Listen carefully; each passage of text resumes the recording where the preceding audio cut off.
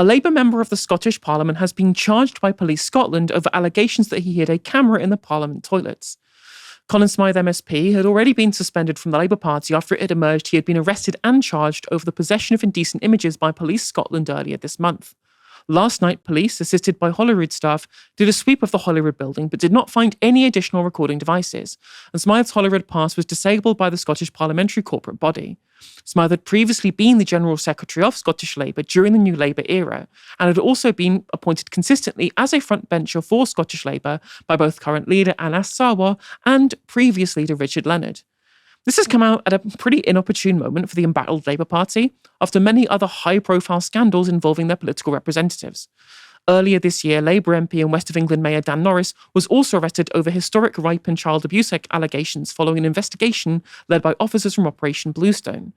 Let's not forget former MP Mike Amesbury, who resigned as an MP after pleading guilty to common assault for punching a man in the street, leading to the now infamous Runcorn and Helsby by-election that Labour lost to Reform UK at May's local elections.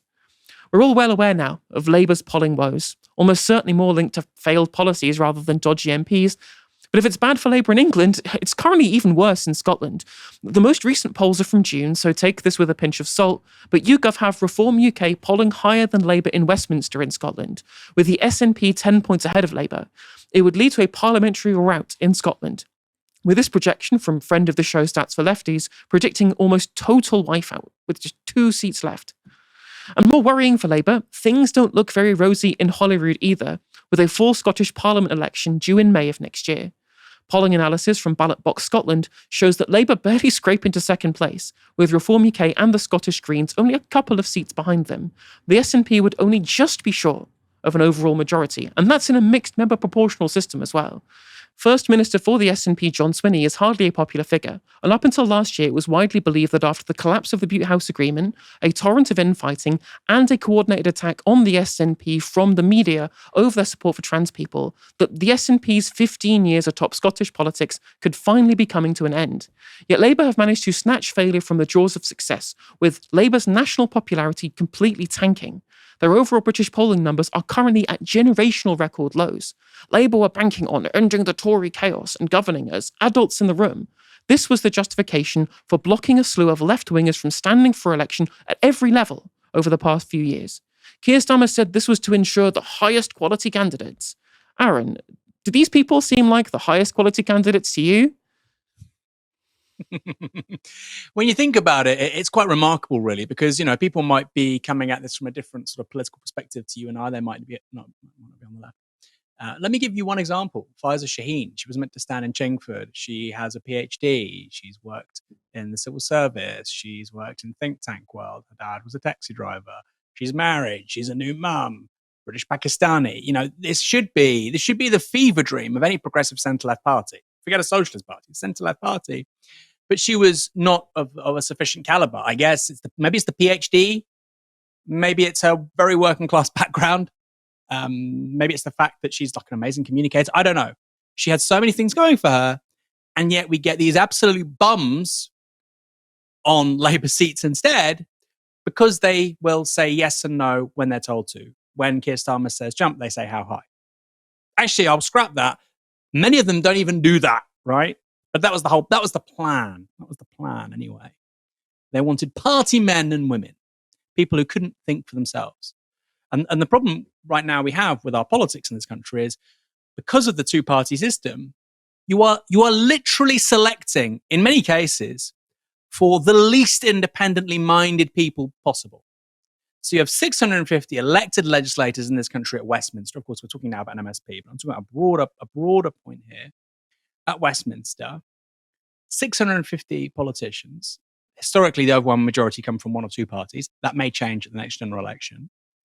And the qualities that are actively favoured by the two major parties are effectively loyalty, doing what you're told, and short-term gain. And the problems that creates are that we have an entire political class incapable of thinking beyond a 72-hour news cycle, incapable of thinking in terms of a cause bigger than themselves, incapable of thinking in terms of duty and obligation to something that will exist after they're gone, and who are merely short-term careerists out for themselves. They might as well be celebrities. That's how they view themselves. These pundit politicians.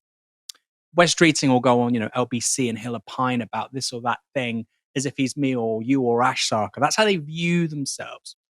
And I would say that's a complete outgrowth of our electoral system. The two-party system, first past the post, rewards precisely that behavior. It incentivizes precisely the wrong kind of behavior, which is why we need PR. So to take it back to Scotland, although, of course, this gentleman was an MSP, the good thing with the Scottish system is that where people behave like that, whether it's the Conservatives or the Labour Party, new parties can come to the fore. You see that with the SNP, not to say they've done a great job, but you also see it with that most recent polling with the Scottish Greens. Really, really interesting. The Lib Dems and the Greens, on that latest polling for Holyrood, would have as many MSPs as Labour between them. And I think that's really positive. I think it's a real stimulus to political parties, particularly the legacy parties, to get your shit together. Because if you don't get your shit together, you'll be destroyed really quickly. I think that's a really good advantage of PR. And that's why I support PR. One of the major reasons why I support PR. I think it would inculcate and facilitate a much more healthy, productive political culture in this country. And in terms of this particular chap, and also Dan Norris, I mean, seriously, Helena, where do they find them? It's actually hard to find so many wrong-uns, so many people with the proverbial screw loose, and to fit them in the case of Westminster, one single room in the House of Commons. The Lords has got a fair few too, and in Holyrood as well, though I have to say, the political culture at Holyrood or the Welsh Senedd is significantly better than Westminster. It's no coincidence that some of the more impressive politicians in British politics over the last 15 years have come from Holyrood. Doesn't mean I agree with them very much, but in terms of their performance, in terms of their ability to engage in public speaking, Nicola Sturgeon, Alex Salmond, and even the former Conservative leader in Scotland, Ruth, not Sweeney, I can't even remember her name now, but she was one of the more impressive centrist Conservative figures over the last 15 years. I don't think that's a coincidence. I don't think it's an accident. Or Mark Drakeford coming through at the Welsh Senedd. I don't think that's an accident. I think the fact that these places are far away from Westminster, they're far away from the toxic culture of the binary majoritarian system at Westminster, allows something else to develop. And I think in Scotland, I think it's really positive, Helena, that you're going to see the Lib Dems, the SNP, and the Greens all competing for progressive votes, all competing for Labour votes at those next elections for Holyrood in May. I think it's going to be sensational, interesting. I think it's going to make the policies on offer more interesting. It's going to elevate the standards of debate. I also think it's really good that the unionist vote is being split. Labour, Tory, and fundamentally Reform seems to be cleaning up right now. I think that's really good too, because then you have to make a propositional argument for what unionism means. Clearly, the unionism of the Labour Party is very different to the unionism of Reform. And so I think the more you can move away from that binary of two-party politics, the better the quality of debate, the better the culture, and also the more honest politicians have to be with the public. These big two parties that we have, these big tents, they're so broad, right? You have a party that has Keir Starmer and Jeremy Corbyn in it, and David Miliband and Shaka Umina in it. It's too broad. It can't do anything. It can't deliver. It's having to constantly lie to the electorate, to its members, to itself, to the media.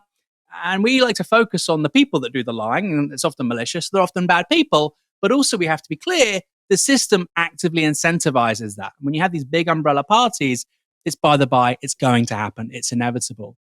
So I would say, even though we're talking here, that the hook for this story is an MSP, I would say that it would be fabulous for politics in this country if we could have additional member system like they have in Scotland for Westminster elections. And I think that would be the first step to clearing up the rank, decaying, corrupt political culture we have in London. I think Ruth Davidson's a really important point there. Remember in the 2017 election that the only real area of the country where the Tories picked up seats was in Scotland. It's ironic that I'm praising Ruth Davidson at the moment because it's essentially her at the time when the Tories were falling apart, where there were scandals, where Theresa May ran a terrible campaign, one of the worst campaigns we've seen in British history, probably until we had Rishi Sunak standing in the rain and missing the commemorations for D-Day. But she was the one, Ruth Davidson was the one who essentially stopped Jeremy Corbyn from becoming Prime Minister in 2017. Because at the time when the English Tories were completely falling apart, Ruth Davidson had her shit together and she knew where to attack the SNP after their wipeout election where they wiped out everybody else in 2015 in Westminster. So yeah, I think we've seen broadly, as you say, plenty of people come out of Scotland, and Gordon Brown as well, who've just been just better at politics because they have to be. They are getting attacked from more angles. They do not have the guarantee of incumbency, which makes them into people who feel comfortable in not actually bothering to engage in the nitty-gritty parts of politics. I think you're pointing out that this is an artifact of having a much more representative system with many more parties available to even get elected in the first place. It's really, really key. I think you're absolutely right. And it would clean up politics, even if we just had ranked choice voting, where you could, there is at the very least the threat that you at least have to win over enough people from your side of the aisle to be able to get elected in the first place. Yeah, fundamentally, first past the post. In the current world we're living in, when you look at the kind of polls that are coming out where Reform are on like less than 30% and getting a majority government, it has to go. It absolutely has to go.